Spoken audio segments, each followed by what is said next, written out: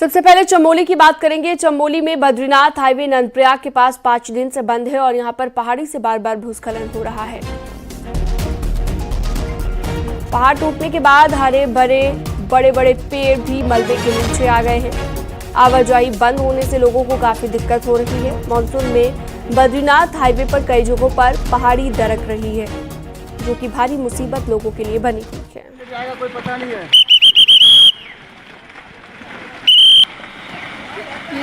तो न्यूज़ 18 पर ये एक्सक्लूसिव तस्वीर आप देख रहे हैं। 5 दिनों से बद्रीनाथ हाईवे बंद है, जिसके चलते लोगों को परेशानी हो रही है। वाहनों की लंबी कतारें हैं, कई यात्री फंसे हुए हैं मार्ग न खुलने की वजह से।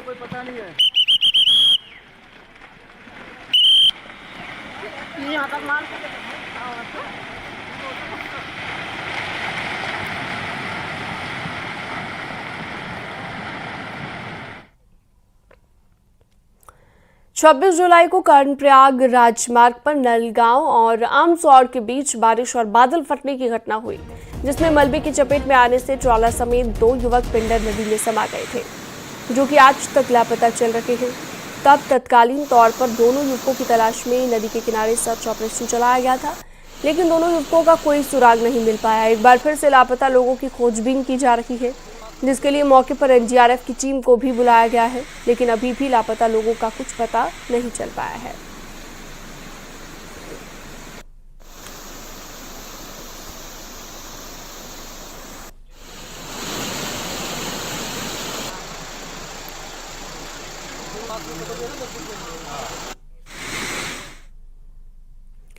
ज्योतिर्मठ के पंगनो गांव में भारी बारिश के बाद एक बार फिर से खतरा पैदा हो गया है। लगातार हो रही बारिश के बाद 53 परिवार खतरे की जद में हैं।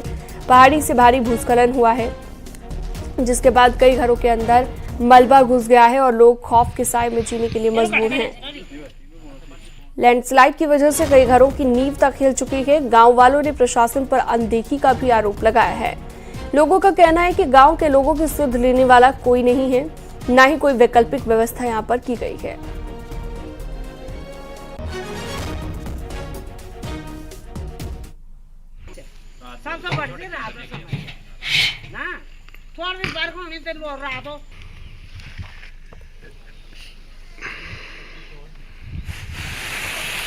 देख सकते हैं आप, लोगों के घरों में भी पानी घुस गया है और इसके चलते कई दिक्कतें लोगों को आ रही है, लेकिन जनता का ये कहना है कि उन पर ध्यान देने वाला कोई नहीं है। प्रशासन भी इसकी सुध नहीं ले रहा।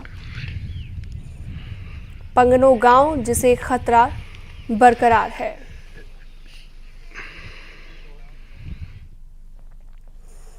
टिहरी का घनसाली क्षेत्र आपदा के लिहाज से बहुत ज्यादा संवेदनशील है और हर साल बरसात में ग्रामीण प्राकृतिक आपदा की मार झेलते हैं। इसके बावजूद आपदा प्रभावित कई गांवों का विस्थापन नहीं हो पाया है। पूरा मामला इस रिपोर्ट में देखिए।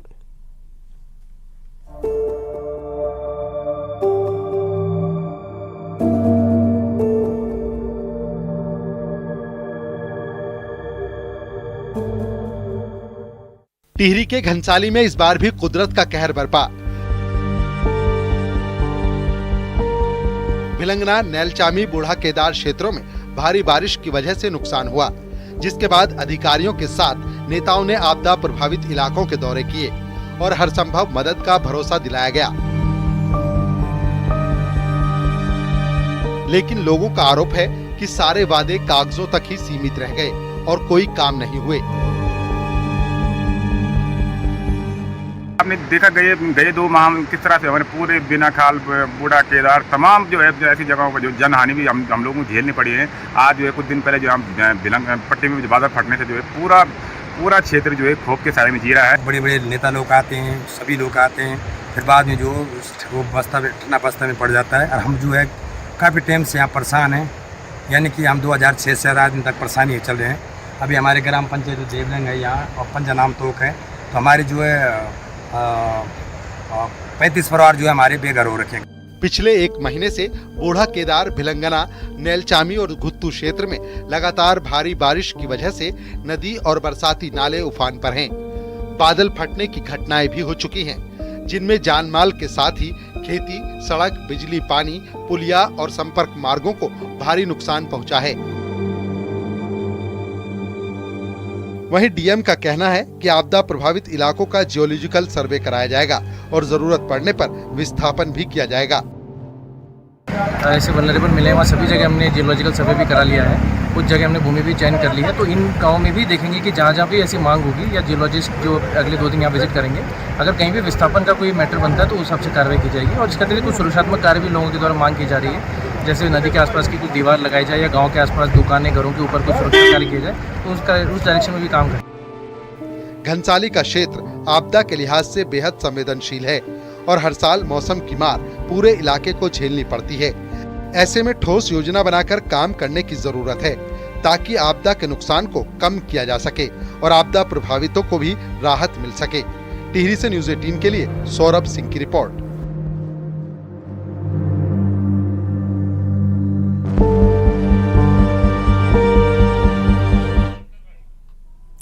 पहाड़ों पर भारी बारिश की वजह से सबसे ज्यादा मार किसानों को झेलनी पड़ रही है। लगातार रास्ते बंद होने की वजह से किसान अपनी फसलों को बाजार तक नहीं पहुंचा पा रहे।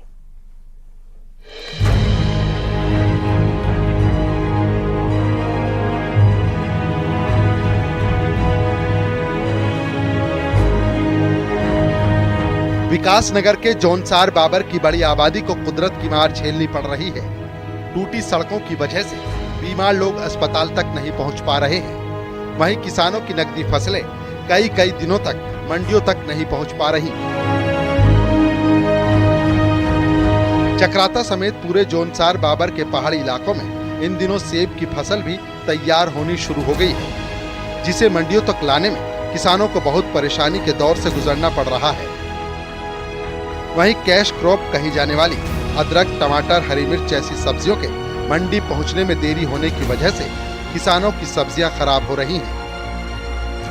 अगर जब बारिश हो रही है तो कई सड़कें बंद हो जा रही है। जैसे आप देखेंगे ये जो समाल्टा वाली रोड है, ये भी इसकी भी हालत बहुत खस्ता है बरसात में। अगर आप इस पर देखेंगे पाटा गांव है जो कभी भी मुसीबत में पड़ सकता है बरसात की वजह से। और कई दर्जनों सड़कें हैं जिससे किसान की फसल सड़क पर ही खड़ी रह जाती है, मंडी नहीं पहुंच पाती समय से। और जो बीमार व्यक्ति है, कभी भी कोई घटना गांव में हो जाए उस समय से अस्पताल नहीं पहुंच सकता। कम से कम 2.5 से 3 घंटे हम रोड पे जाम में फंसे रहे। मैं तो जब आते हुए इतनी दिक्कतें महसूस हुई, तो मंडी में सही टाइम से जो है फसलें नहीं लोगों की पहुंच पा रही, इसलिए वहाँ रेटों का तेजी उछाल हो रही, किसी का माल गाड़ियों में सड़ रहा।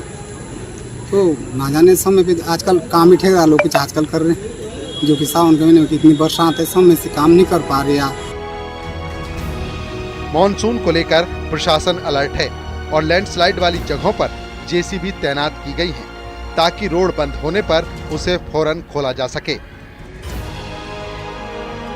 तो सभी विभागीय जो अधिकारी हैं वो बरसात के दृष्टिगत अलर्ट मोड पे हैं और ख़ास तौर से जो भूस्खलन के प्रति संवेदनशील क्षेत्र हैं और जहाँ पे मलबा आने की संभावना बने रहती है लगातार, वहाँ पे स्थायी तौर पे जेसीबी तैनात की गई है। और इसके अलावा किलोमीटर्स को बांटते हुए जो अन्य जगहों पे, ताकि तात्कालिकता की स्थिति में मार्ग खोला जा सके, वहाँ पर भी पर्याप्त संख्या में जेसीबी और ऑपरेटर तैनात किए गए। पूरे पहाड़ में बारिश से हाल बेहाल है। कहीं सड़कों पर सैलाब बह रहा है तो कहीं पहाड़ी दरकने से भारी संकट है, जिसकी वजह से लोगों को हर दिन दिक्कतों का सामना करना पड़ रहा है। न्यूज़ 18 के लिए विकासनगर से कुलदीप चौहान की रिपोर्ट।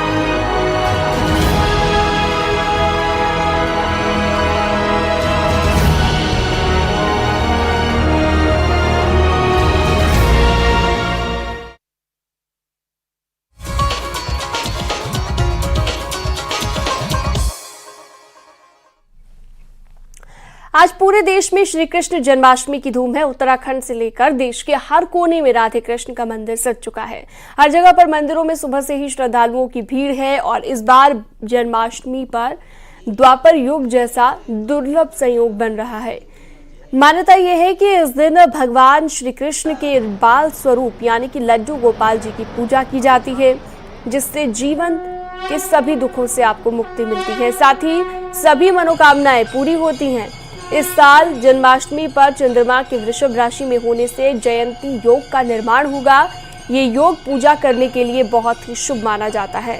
इस मुहूर्त में पूजा करने से व्यक्ति को शुभ फलों की प्राप्ति होती है।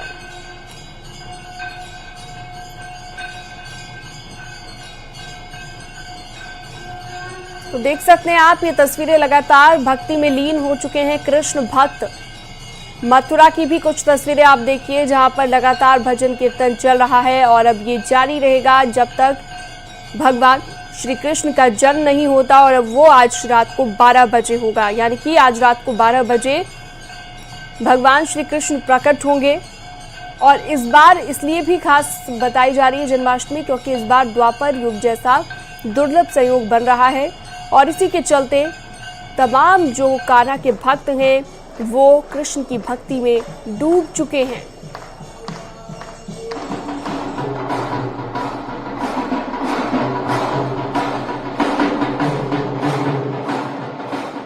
बार तो अति उत्तम श्री कृष्ण जयंती योग पड़ रहा है, अर्थात चंद्रोदय व्यापनी रोहिणी नक्षत्र रात को 12 बजे उपस्थित है। वही वार पड़ रहा है, वही तिथि पड़ रही है जिस दिन भगवान श्री कृष्ण का जन्म हुआ था।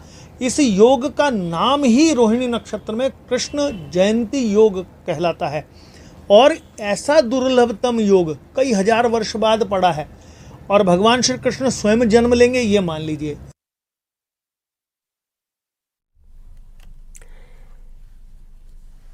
दिल्ली में अब केदारनाथ धाम मंदिर नहीं बनेगा। मंदिर बनाने वाले ट्रस्ट ने प्रेस रिलीज जारी कर दिया है। ट्रस्ट के अध्यक्ष सुमन मित्तल ने कहा है कि दिल्ली में केदारनाथ धाम बनाने का काम बंद कर दिया गया है। साथ ही केदारनाथ धाम ट्रस्ट बंद करने की प्रक्रिया भी शुरू कर दी गई है। पूर्व अध्यक्ष पद से सुरेंद्र रौतेला के इस्तीफा देने से वो आहत हैं। इसके साथ ही ऑनलाइन QR कोड से पैसा लेने की प्रोसेस को भी बंद कर दिया गया है।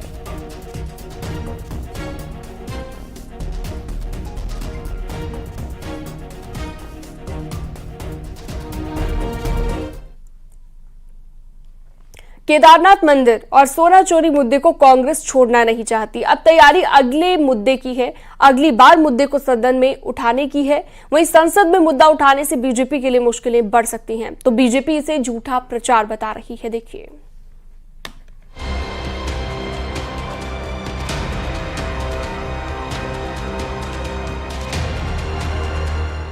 केदारनाथ मंदिर से सोना चोरी हुआ या नहीं, ये तो जांच के बाद साफ होगा। लेकिन दिल्ली का केदारनाथ मंदिर और सोना चोरी सियासी मुद्दा जरूर बन चुका है। अब विपक्ष सोना चोरी के मुद्दे को संसद में उठाने की तैयारी कर रहा है। कांग्रेस लोकसभा और राज्यसभा में केदारनाथ का मुद्दा उठाना चाहती है, तो दावा है कि शिवसेना के उद्धव गुट के साथ बाकी दल भी इस मुद्दे का समर्थन करेंगे। सूत्रों का दावा है कि 223 किलो सोना दान देने वाले महाराष्ट्र का कारोबारी है, इसलिए शिवसेना उद्धव गुट भी इसे मुद्दा बनाना चाहती है ताकि सोना देने वाले ने क्या दिया ये सच भी सामने आ सके, तो बीजेपी और उसके सहयोगियों को घेरा जा सके। हम चाहते हैं कि वो आए हमारे बीच में। वैसे उन्होंने मुझसे कहा कि तुम भी तो मेरे ही दूत हो और करो, और जो मेरे हाथ का है मुझे बताना। राज्यसभा में और लोकसभा में केदारनाथ का विषय उठने वाला भी है, तो ये बात उन्होंने मुझसे कही है।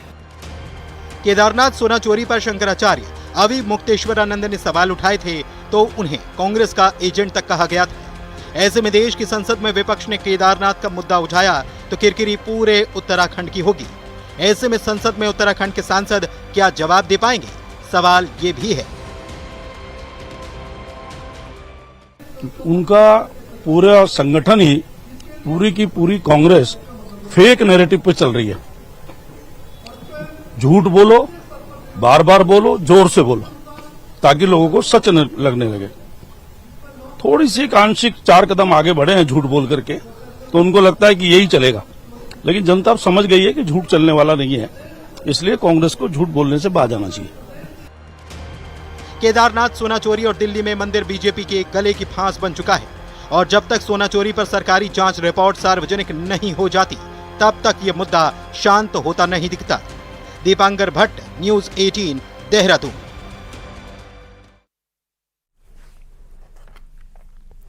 इस बार गैरसैंण सत्र में विधायकों और पूर्व विधायकों की सैलरी पेंशन बढ़ाने का फैसला हुआ, लेकिन कांग्रेस नेता और पूर्व विधायक गणेश गोदियाल ने बढ़ी हुई पेंशन लेने से इनकार कर दिया।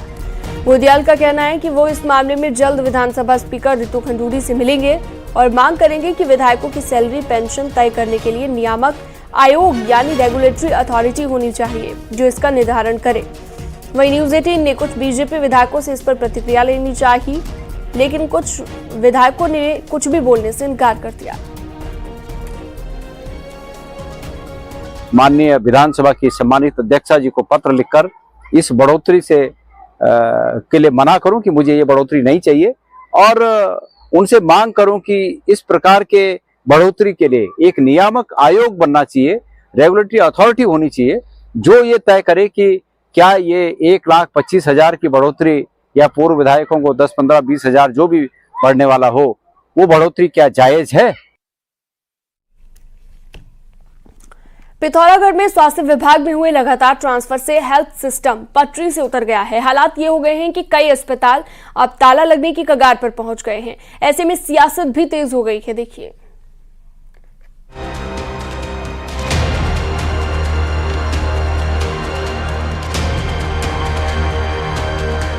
पिथौरागढ़ में हेल्थ सिस्टम पहले से ही पटरी से उतरा है, लेकिन अब जले में नमक का काम किया है भारी संख्या में डॉक्टर्स के हुए एक तरफा ट्रांसफर ने।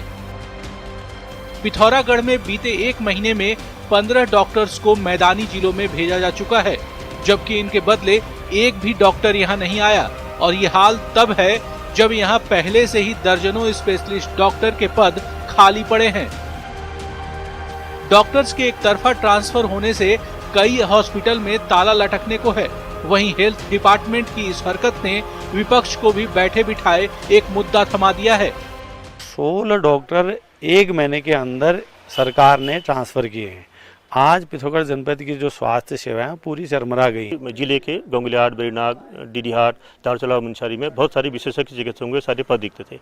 ऐसी स्थिति में यहाँ से फिर स्थानांतरण हो जाना, नए चिकित्सकों की भर्ती न होना, यहाँ के जो गरीब जनता है और जो बीमार लोग हैं उनके लिए बहुत मुश्किल स्थितियाँ हुई। पिथौरागढ़ में स्वास्थ्य सेवाओं की बदहाली का मामला हाईकोर्ट भी पहुंचा है, फिर भी महकमा सुधरने का नाम नहीं ले रहा।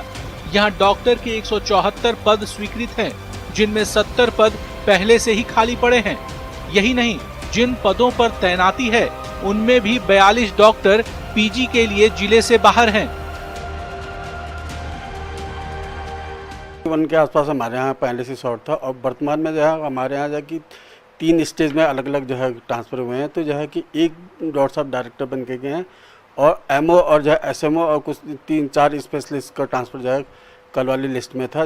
जो कुल मिला के 15 लोगों का ट्रांसफर हो गया। कहने को तो पिथौरागढ़ में बेस अस्पताल है, लेकिन यहाँ डॉक्टर्स की तैनाती सालों गुजरने के बाद भी नहीं हुई है। ऐसे में शासन से हुए ट्रांसफरों की कीमत अब मुख्यालय के साथ ही तहसीलों के अस्पतालों को भी चुकानी पड़ रही है। हेल्थ डिपार्टमेंट की बेरुखी का ये हाल तब है जब पिथौरागढ़ में नेपाल के साथ ही चंपावत के मरीज भी इलाज के लिए पहुंचते हैं। न्यूज 18 के लिए पिथौरागढ़ से विजय वर्धन उप्रेती की रिपोर्ट।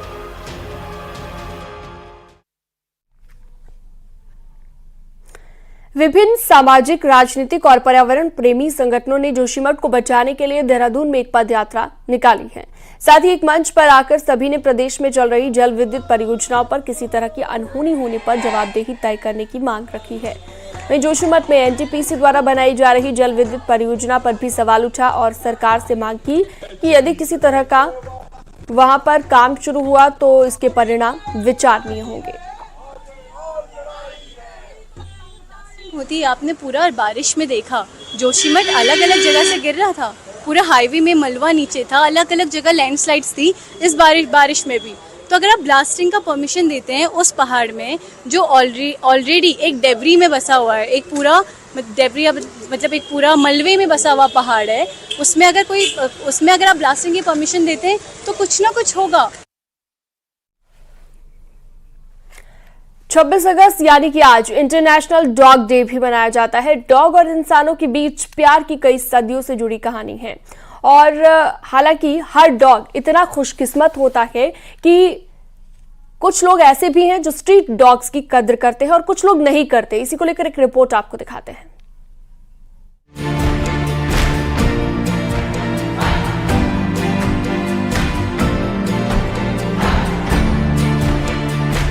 अक्सर गली मोहल्ले में घूमते हुए कुत्तों पर क्या आपने कभी गौर किया है?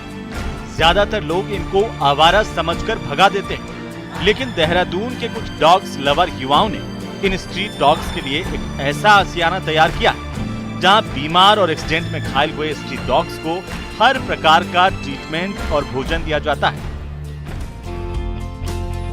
पिछले 4 सालों से गरिमा कुछ युवाओं के साथ डॉग्स का रेस्क्यू कर उनका ट्रीटमेंट कर रही है। साथ ही डॉग्स के लिए शेल्टर भी खोल रखा है।